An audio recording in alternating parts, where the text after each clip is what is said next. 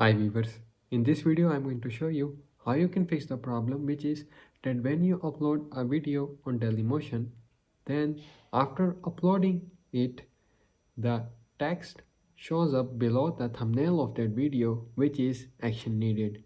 So viewers, watch this video till the end. My name is Sazaman Tanoli. Welcome to Get Information and Knowledge YouTube channel. Let's get started.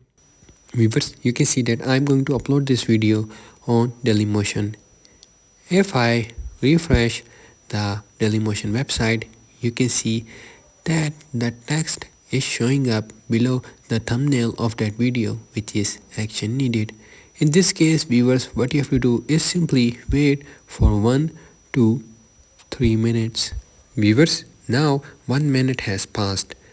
I have skipped that part of the video. Now what I will do is refresh the Dailymotion website. You can see that the problem has been fixed.